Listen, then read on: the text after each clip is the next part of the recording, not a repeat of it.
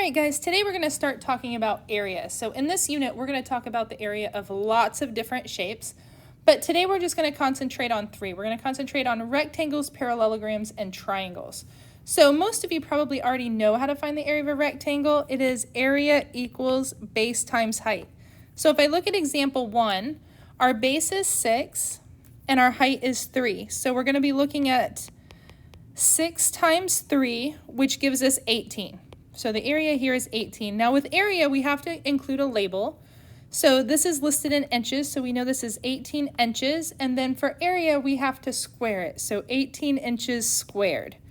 So anytime you have an area formula, it's going to be units squared. So whether it's inches, feet, meters, whatever it is, it's going to be units squared. So parallelograms are going to be very similar to rectangles. It's basically just a slanted rectangle. So the formula is going to be exactly the same. So just base times height. It's just a slanted rectangle.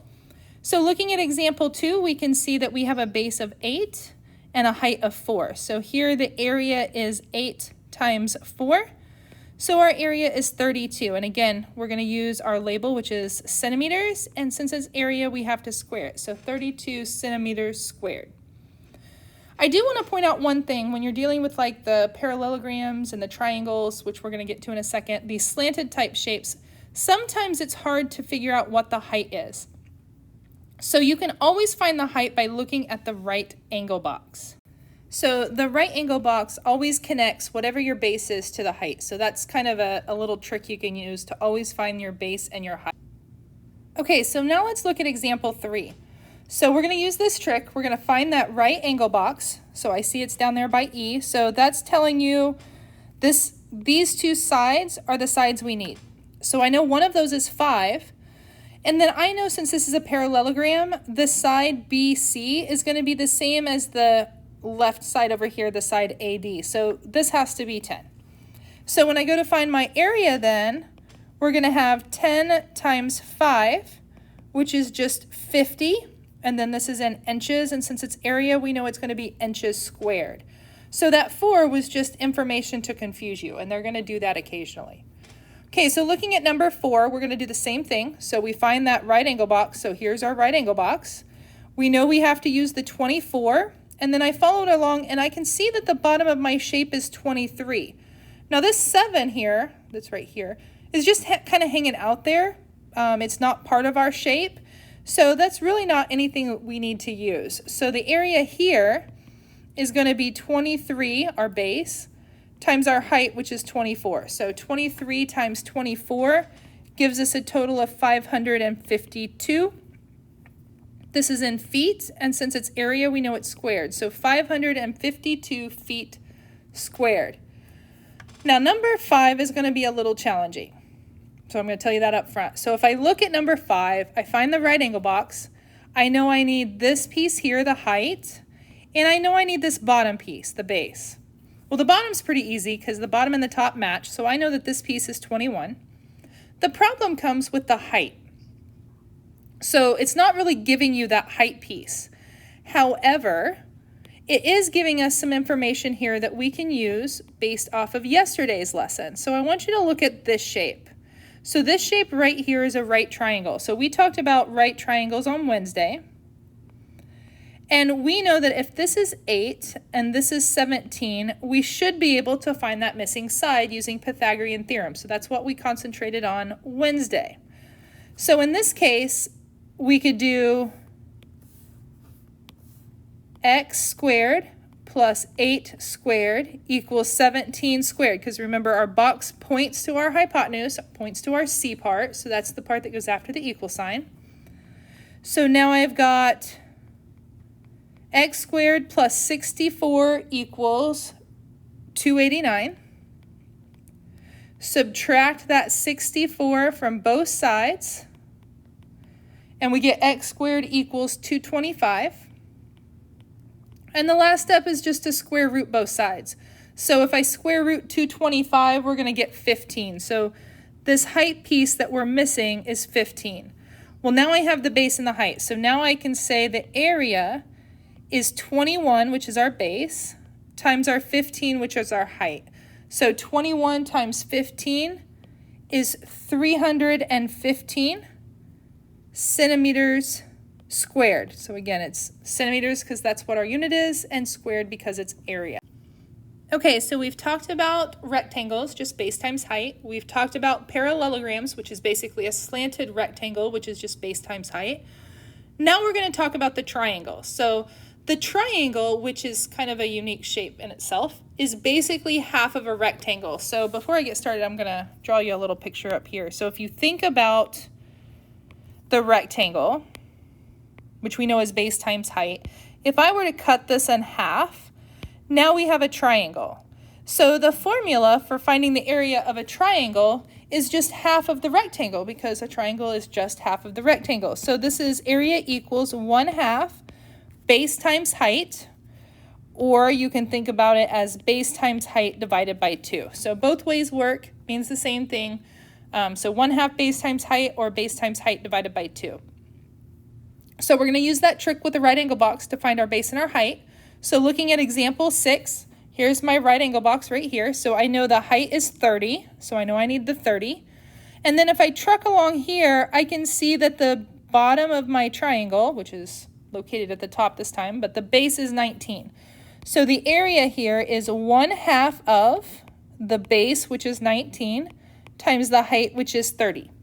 So we're going to take 19 times 30, and we're going to get 570.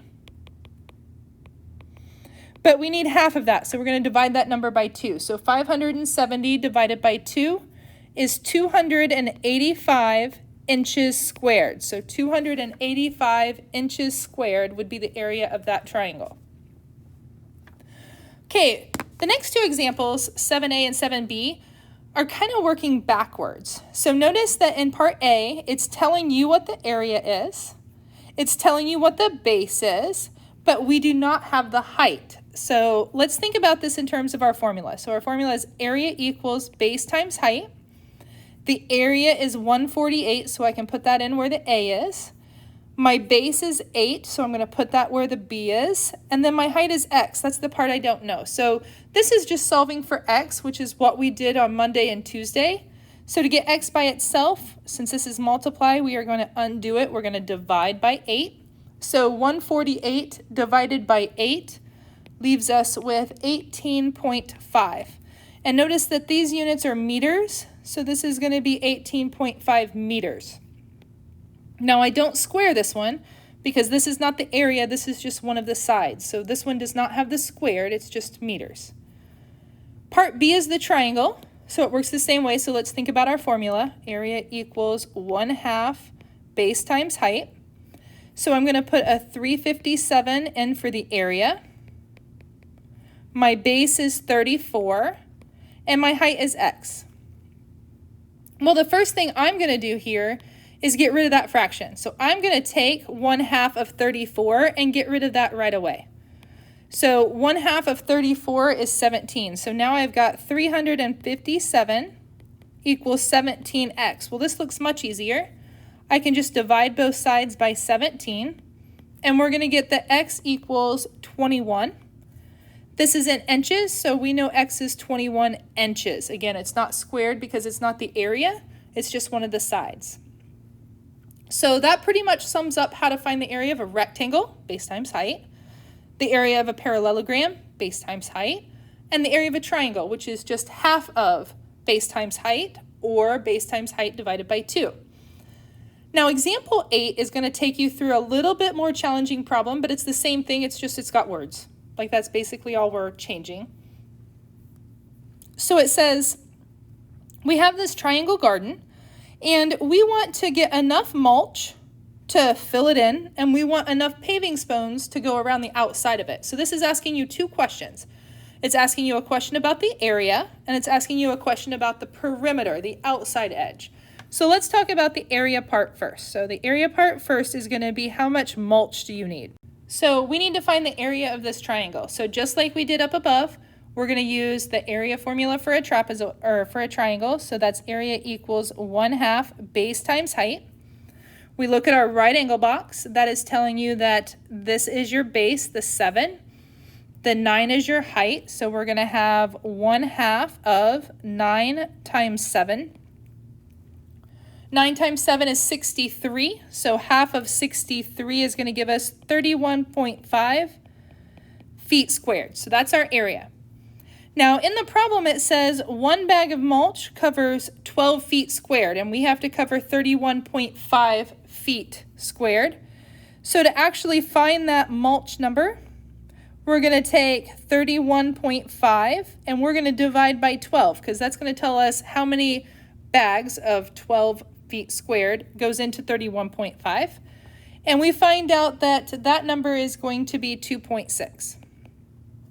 Now I can't buy 0.6 bags of mulch, so I'm going to have to buy either 2 bags or 3 bags. So you've got to think about it when you've got a word problem. It's not always an easy rounding situation. You got to think about what makes sense.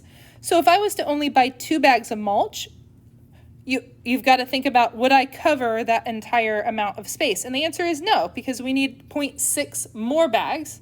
So in this case, I'm going to have to buy 3 bags of mulch in order to get enough to cover the garden. Now that's going to leave me with some mulch left over, but at least I can cover the whole garden. So again, you've got to kind of think about which answer would make sense.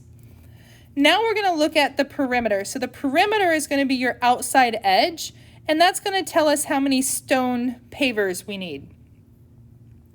So to find perimeter is kind of the easy one.